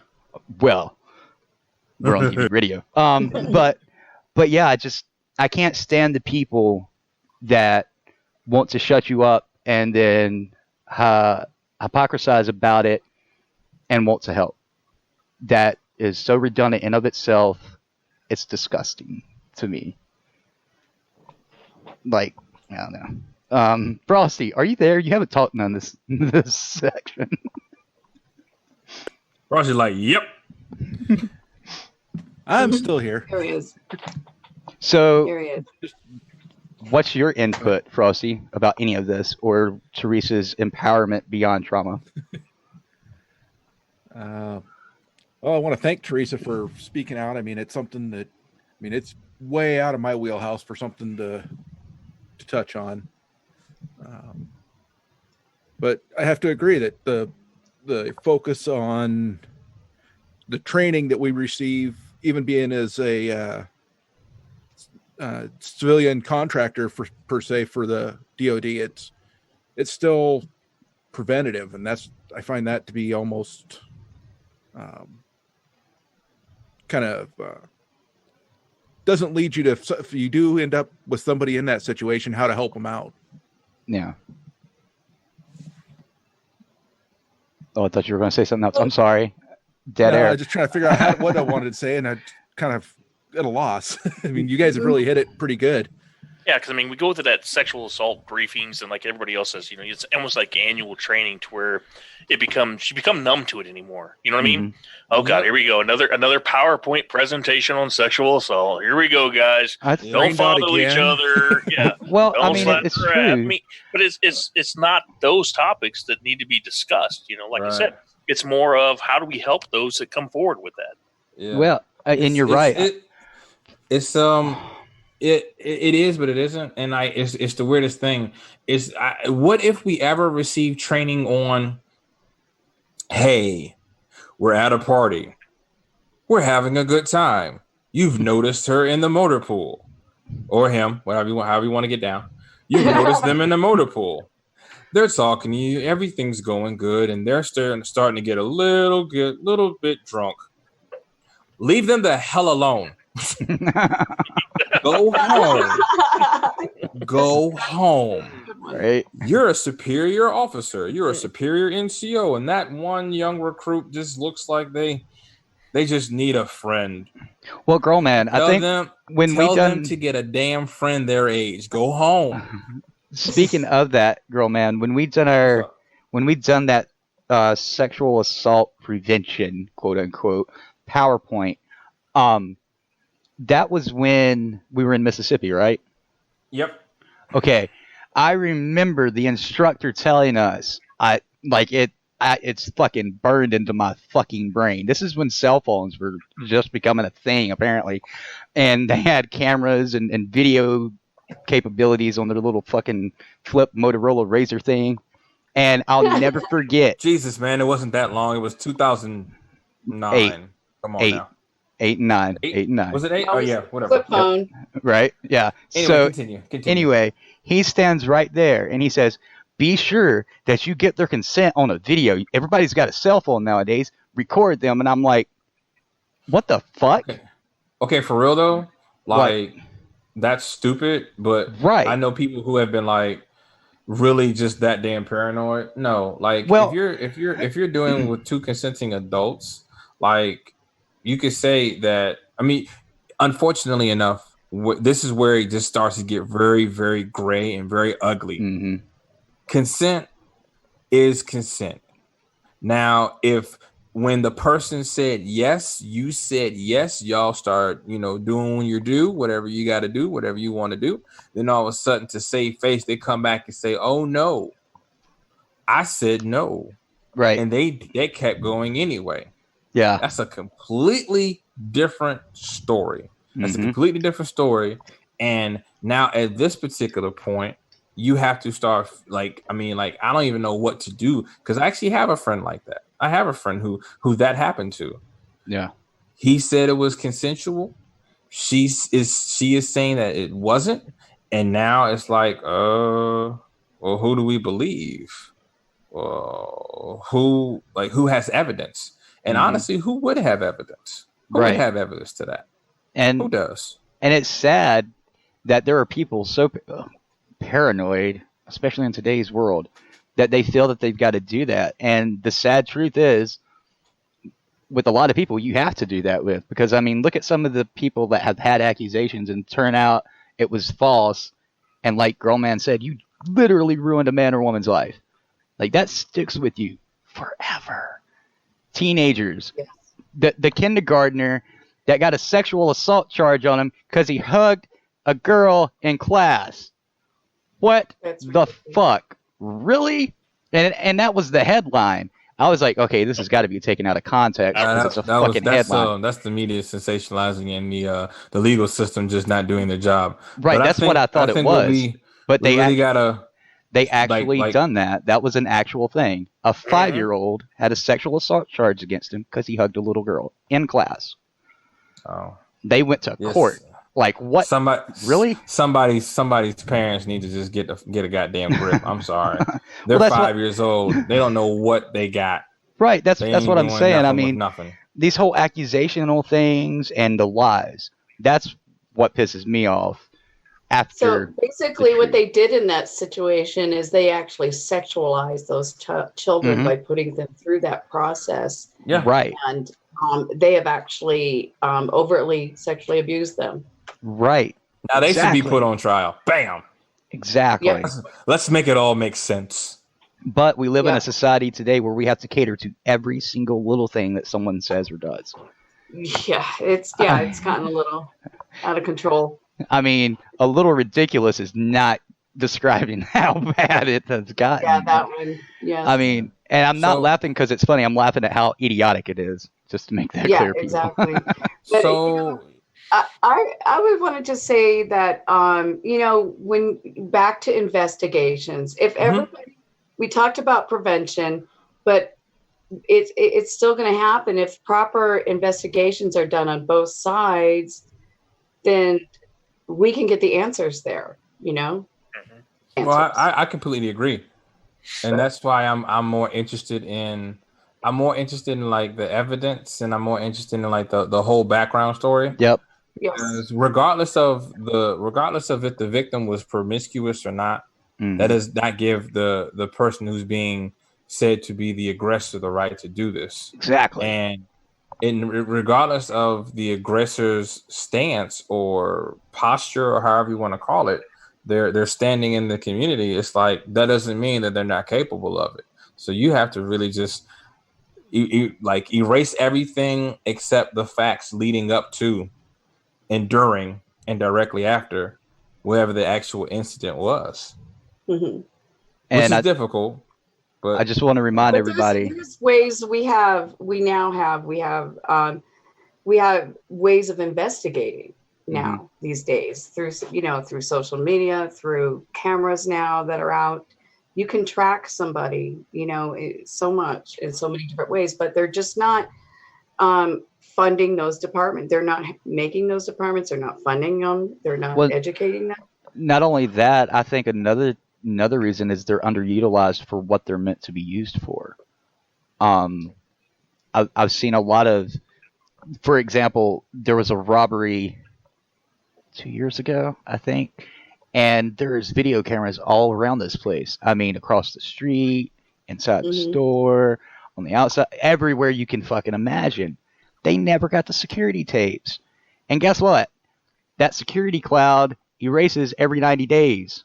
So they didn't have it when they needed it, and the guy got away. He killed 2 people in the middle of the store in broad fucking daylight, and they couldn't really charge him with anything because they had no evidence at all. Because they were so stupid not to utilize the tools that were right in front of them for what they were supposed to be for. Like, seriously? We live in a world where we're Star Trek generation now, right? I mean, I've got a 3D printer, for Christ's sake. I've got a replicator in my room right now. But yet we sit here, we can't investigate any further because XYZ. Bullshit. Yeah. Bullshit. Look at Watergate. You really want to talk about investigating without anything? Look at Watergate. But I digress. We are talking to Teresa Crossman. Her series, Empowerment Beyond Trauma, starts April 27th. That's this coming Monday. It's a 21-day video series. An episode is released each day. If you want to follow that series and be notified of when a episode comes out, go to empowermentbeyondtrauma.com and sign up. It's completely free. Trust me. I've been there. It's free. But One Teresa, question on that. Go ahead. Are those episodes going to be available for the whole duration, or beyond that, or just those are just you're just Yes, releasing them they'll one be at a time? available during the whole duration. Yay! So to about May 18th. Okay. That way, if somebody can't Yeah, listen and then right away, I'll probably do a replay, and I guess Bo, you want to do a mention something about me lending you the series. Oh yeah, turn it into podcast. If you would want to do that, I'm so open for that, because like I said, here at DV Radio, that's another one of our things is sexual assault, domestic violence, you name it, aside from the 22 a day. That's something that's close to all of us. The night that I brought up doing the DV against DV series, DV6 is actually the one who named it that, because we were talking about it, and he, first words out of his mouth, DV against DV. If that doesn't tell you that we're really serious about it. So yeah, if you'd be interested in doing that, I would love to podcast that series at your will, obviously, and just get it more exposure as possible, because it needs to be talked about. It needs to be heard. We need to open up the gateway, if you will. Yes, you will be annoyed with me. You'll be so much. There's very little annoyance levels on me anymore. You can ask Oink after this week. Yeah. Oh no, we're gonna try for more next week, brother. Just deal with it. Just relax. Shotgun. So just to give you a heads up in this, I would love to see something about Like, say, a person goes and reports it, they're immediately given a special buddy to walk him or her through the whole process, to someone to lean on, someone to say, hey, it's going to be okay, we got this. Right. Are you speaking like the because for the when a service member passes away, whether in country or out of country, there is a notification system, and then there is a liaison. So you're talking about the same type? Not the same exact ones, but I'm saying like something similar. Something like that, but it's going to be because, we were taught to have each other's back. Mm-hmm. Damn it. Why aren't we having each other's back during these kind of processes? Exactly. Active duty. Why are we not defending our defenders? And when your comrade turns around and does something horrific to you, it's just as bad as if your comrade turned around and decided to, bayonet you to death or something. Yeah. I don't even know if we still use bayonets, but only on Wednesdays. On Wednesdays, okay, I'll make a note. So so it's like it's a freaking crime. Come on. Yep, it's crime. You're completely right. Oink, Girlman, Frosty. What's up? Yep. Anything else you'd like to ask Teresa or end on before we go to break and come back and finish the show? No, I'm good. Thank you. I appreciate you being here, Teresa. Thank you so much for having me on this show. You guys rock. You guys are a lot of fun. I enjoy it. It's not by choice. Not by choice. Oh, you made it all up. Okay, great.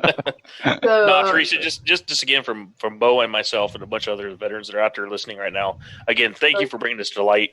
It's something that, like I said, we definitely need to talk about more and not make it such a taboo thing to be talked about because we know it's happening. We know it's happening. So we just need to do more to help these victims and these perpetrators, get behind bars. Absolutely.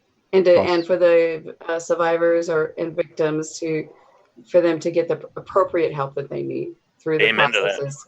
Exactly. So thank you so much. And I look forward to working with y'all later. Definitely. Yay. Frosty, do you have anything else you'd like to say to Teresa? Just to thank you and looking forward to working with you in the future if we can. Absolutely. And I love the music on this station. You guys do a good job. Love it. Thank you. I actually chose those today. He's very modest. Right. But on a serious note, again, like Oink, Frosty, and Grown said, thank you so much for telling your story on DV Radio. Again, that's the Service Dog Show tomorrow night, Sunday, April 26th, 2000, 8 p.m. Eastern. Again, if you are afraid you might be quote unquote triggered, I hate using that word, or memories from the past might come up, please do not listen to the show. Okay. But yeah, thank you for getting your story out there. Thank you for wanting to work with us on such a, again, taboo subject, and wanting to get help out there because there's not enough help. There really isn't. Not the way it should be anyway. I don't think it's readily accessible personally, just like a lot of things through the VA. It's there if you spend 2 hours and the rest of your life on a search engine looking for it. Exactly. Oh my gosh. Right. But I can't commend you enough on, like Oink said, speaking out about this. And I'll look forward to the video series. I'm going to try my damnedest to watch it as it debuts, but we know how Bo's life goes. So I'm not going to plan shit. But what would you like to tell our listeners before we let you go and go to break?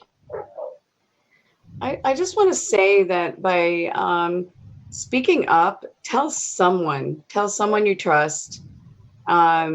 And I would suggest looking on some of the social media groups for if you are looking for some free support, there are a lot of support groups out there that will help you through it. And believe me, it's like the first step of just getting out of the dark place.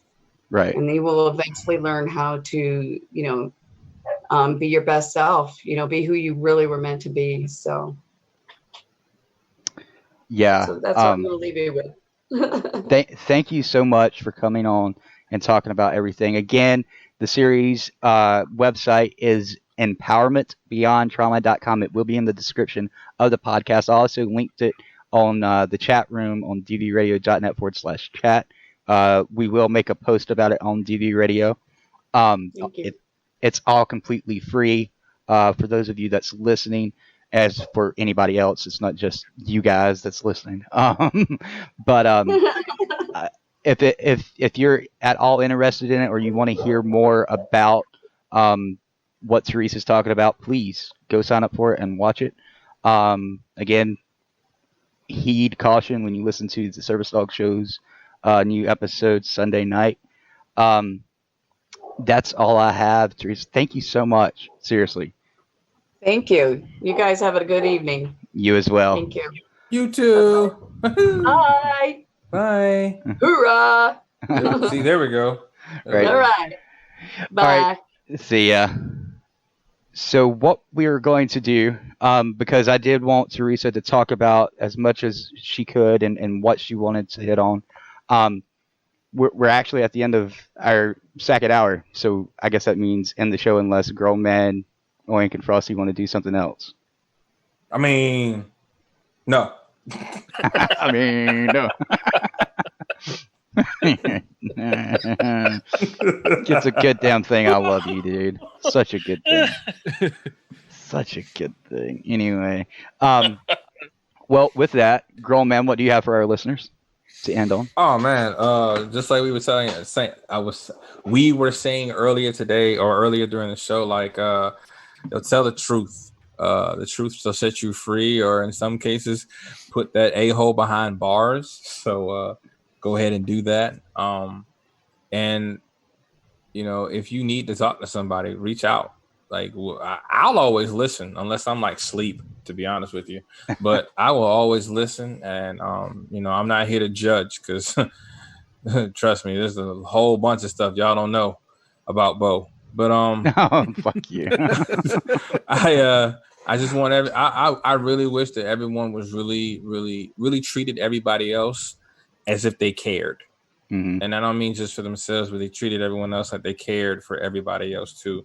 This is a dark time that we're in. I mean, whether you believe COVID-19 is real or not, that doesn't matter.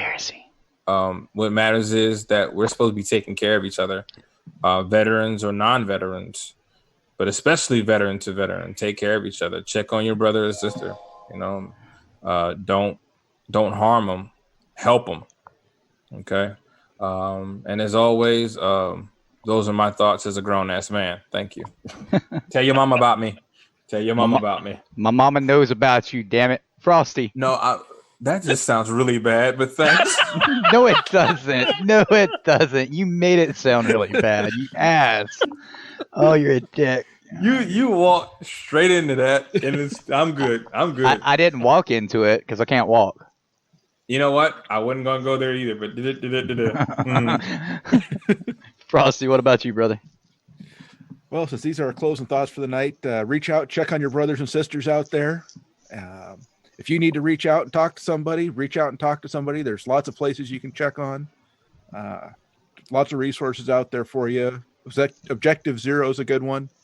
They're always somebody's always available there to help you out. And just look out for each other. Definitely. Oink.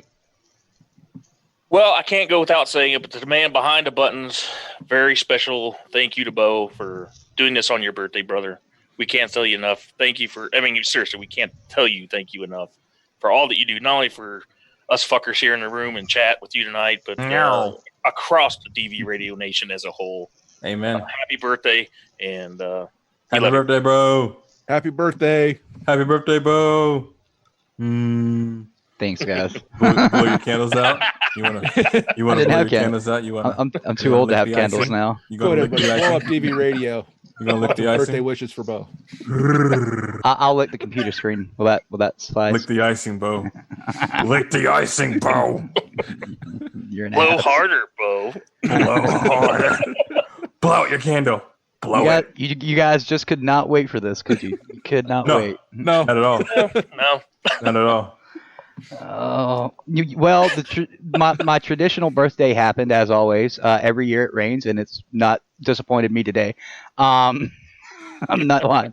It fucking rained all goddamn fucking day, and I told one of the guys, like, dude, it's tradition. It rains on my birthday. I was like, it's raining today, and he was like, figures. No sorry, no remorsefulness in his voice, like. Oh, me, but it was just another day for me. And Betsy asked me earlier a question about it, and I was like, I really wouldn't have realized it was my birthday had nobody said anything. But you can blame Facebook for that. Yeah. Oh well. But I love you guys. Seriously, I do love you all, our hosts, our listeners, our supporters. I'm not going to shove sales down your throats, but if you would like to purchase a shirt or our brand new coffee mug that we have now, if you've not seen it, go to the DV Radio store. The tab is there on dvradio.net. It'll take you right to the store. They're awesome. I got mine today. Nice. I was getting ready to ask if you and Oink had gotten yours yet because I got the notification the other day. Talking about the store, if you do purchase anything, please note that it will probably take up to a month to get your stuff, and it's not our merchandiser's fault. It's shipping. They're dicks. But everything seems to be going at a okay rate. I haven't had any problems yet, so you guys should be getting your merchandise soon. Again, if you are able and in a spot to donate to the DV Farm, head to dvfarm.org, click on the donate tab. If you'd rather give through GoFundMe, we also have the GoFundMe. The link is in the description of this podcast. If you can't, but you still need to do shopping, and the only way to do that is online, go to smile.amazon.com, make DV Farm your charity of choice. Trying to think if there's anything I'm forgetting. Anybody thinking? I can't think of anything. I got nothing. Okay. No, Gur, there is no junkets in the news. We had none. A grown man, really quick before I do end the show. True information. What was it about this past Thursday? Oh crap. Was this the Second Amendment show, I think? Yes, it was. Oh, yes, the Second Amendment show. So this is one I was really proud of. Marquis and I, we had a talk about the Second Amendment, where it came from, why is it so important? What does it mean to you, me, and everybody else that actually likes to shoot weapons? Specifically on the idea that the current ruling is that you can have a gun in DC specifically. You can have a gun. It has to be dismantled or locked up if you have it for your home protection, which makes no sense because if someone breaks into my home, I'm not going to tell them to stop, wait, let me get my gun together, and then I'll start shooting at you. But we touched on a bunch of topics that surrounded gun control. Does the government really have the ability to take your guns away from you? No. But at the same time, using common sense, the normal person does not need a 500 round drum of ammunition. You don't need it. That's my personal opinion anyway. Target practice. Right. Okay. So I am Air Force. I do need to practice. I'm just saying. I said the regular. They need that. Oh, my bad. I did say the regular people, the people who are, not military, not law enforcement, not gun shops, I would say. But long story short, people kill people. Guns are just the instrument that some people choose. They should not be trying to remove all guns from existence simply because someone is shot with a weapon. They didn't remove all knives when people started running around cutting people with knives, and they damn sure don't remove cars. And vehicular manslaughter is up. Well, was up until COVID-19. They're still making fried chicken, and that's killing people every goddamn day. So that's what the Second Amendment show was about. Yeah. Tune into it. It was a great show. If you can't, it'll be on podcast now. Okay, it'll be on podcast. So check it out. It should. You should like if you like it. Go ahead and email me at grownassmanspeaks@gmail.com. It's all spelled normally, no caps, no funny letters. So let me know how you feel about it. So I can put your contact email on the True Information podcast now. Yes. For Sizzle or trueinformation2020@gmail.com too. You got to send me this shit. Check both. You got to send me this shit. Okay, cool. Yeah. Right. You're right. Yeah. No, seriously. You'll get a text somewhere. Whatever. Right. No, seriously. It is a great show. Episode. True Information itself is a great show. I have fun just listening to it, and my mom does too because she actually listens to it. She loves hearing grown man and Marquis get into their debates. It's fucking hilarious at times. But I've got nothing else for you guys tonight. I think Oink and Frosty might make a post on DV Radio later if we do something later, but it won't be on Live 365. It'll be on PlayStation. But for DV6, Google, Recoil, and Marquis, who could not show up tonight, grown man, Oink, Frosty, I'm Boner Wood. You just heard Barracks Talk here on WDVR-DVRadio.net. Until next week, Fucksicles. Bye-bye. Hit us up on Facebook and Twitter.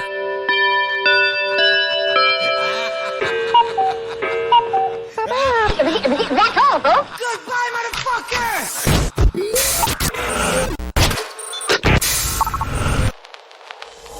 DV Radio. Are you looking for veteran resources and peer support? Objective Zero has an app for that.